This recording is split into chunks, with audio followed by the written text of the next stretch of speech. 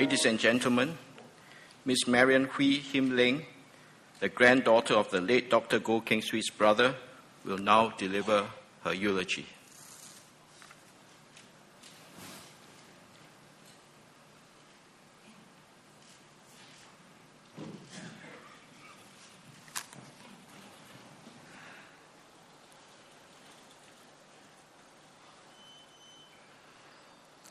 Mr. President, Mr. Prime Minister, Ministers, grandniece Swee Liang, relatives and friends, distinguished guests, fellow Singaporeans. In all our endeavors to be one people, one nation, one Singapore, he was the man, always for the nation, always for the people of Singapore. Common protocol would have dictated that a person as insignificant as me would not be worthy to speak of a man as distinguished as him. Yet, he was not only a man of distinction, he was, and in our hearts forever will be, a man of true greatness.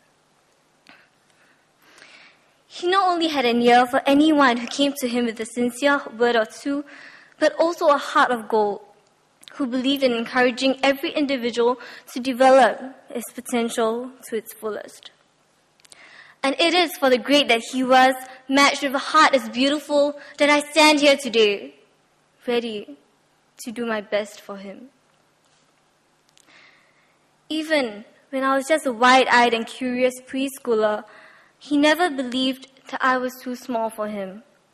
In fact, through all his actions, he always made me believe that I had potential.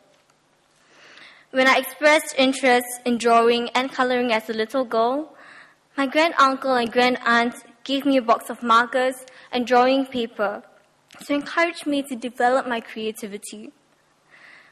A simple gesture, perhaps, but one I've never forgotten. The support I received in my journey of self-discovery made me acutely aware of his quiet care for me and continues to provide a subtle motivating force for me today as I strive to pursue my dreams. This was a supportive man my granduncle was, and this was the faith he instilled in me, which inspired me to believe that one day, and in my own way, I can make a difference. I cannot emphasize enough the respect and awe I feel for my granduncle, which came about even before I could understand and comprehend the things he did for Singapore. My granduncle was a man who cared for the people around him in his own unique way. I remember once when he knew my family liked to watch documentaries on animals, he took out his documentary series on the trials of life by Sir David Attenborough and gave the entire set to us on our next visit. It was a prized collection of his, but he gave it to us nevertheless, without any hesitation whatsoever. In his own quiet way, Granduncle Keng Swee was there, listening to us and always doing whatever he could do to help. For me, this served to confirm what I had been told about his generous nature. Even with his busy schedule, he gave his time and availed himself to past colleagues and friends who turned to him for help in various areas, be it looking for guidance in a career path or his expert opinion on the most viable option they could take to help the ailing business. A former MP colleague once approached him for advice as to what he should do after retiring from his previous job. Granduncle suggested that he could try starting an international school because he knew that with the many expatriates coming to Singapore, their children will require education as well. The idea was taken up and the business flourished. Granduncle was happy for him, but he did not expect or demand anything in return. It has been well documented how careful he had been in spending taxpayers' money, whether it meant not using a company or state car for personal use, or even tearing a piece of tissue paper into half so that the other half could be used later on. Indeed, he was the epitome of consideration, who was frugal when it came to himself, but generous when it involved others. My family experienced it firsthand ourselves. One day, when we invited him and Grand's aunt to a birthday celebration for my sister and myself at a restaurant, he looked through the menu and chose the cheapest entree that was on the list. When it came, it did not look like the most appetizing of dishes, but he duly ate it and declared that he was satisfied with it.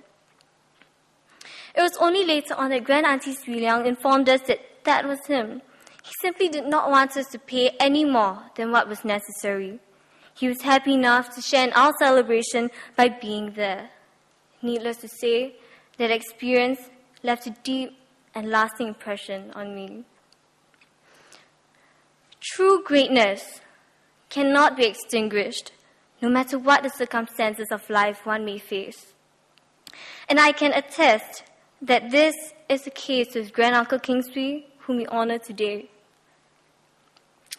His greatness could not be diminished, not by adversity, not by sickness, and not even by pain. And this, to me, is true greatness. In the past, whenever we visited him, he always made it a point to avail himself to us and to make us feel at home by engaging us in conversation. And even after suffering a mild stroke, he had some difficulty walking, but he never failed to come out of his room, albeit slowly, to greet us and have a word or two with us before going back to his room to rest. Later, even as he became less mobile and had difficulty with his vision and hearing, whenever we called him, he would still bellow a distinctly audible, "Hello, how are you?" By the time we visited him during Chinese New Year this year, he was unable to speak much. Yet, when we called him and held his hand, he would squeeze each of our hands tightly for a good period of time, as if to say, "Hello, how are you? I know that you are here, and thank you for visiting me." It was amazing that given a man of his stature and distinction, he always made it a point to acknowledge every individual around him to the best that his state of health would allow. No doubt, he must have found strength from the untiring devotion of his wife, who provided him with love and care that is second to none. Staying by his bedside 24 hours a day, 7 days a week, caring for him and taking care of all of his needs. Her devotion to him was immense, or should I say, immeasurable. Even when he was lying in state, she continued to keep him company in Parliament House right throughout, day and night, with the kind assistance of the state. Witnessing this has affirmed my belief that true love cannot be conquered, not by sickness, not by adversity, not by pain, and not even by death. It has been heartwarming to see so many of our countrymen and women pay the last respects to Grand Uncle Keng Swee the past week. Yet knowing him, he would not have wanted this for himself. If given the choice, he would rather have chosen a private and simple affair. If he were to draw satisfaction from this honor given to him by the state, it would not have been for his own ego and pride, but for the people and for the nation of Singapore.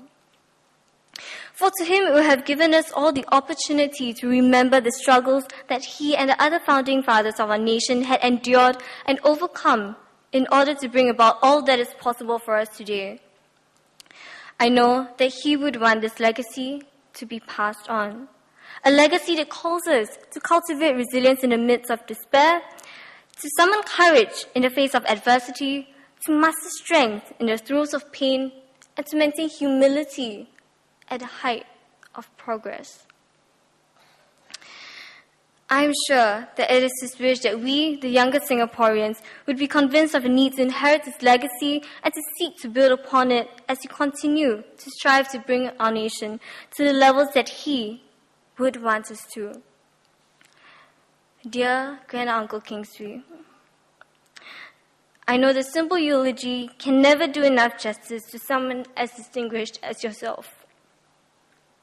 Yet please accept this as a little gift from me. On behalf of young Singaporeans, I thank you for the selfless gift of yourself. On behalf of young Singaporeans, I salute you for your profound dedication and immeasurable sacrifice as the founding father of our nation.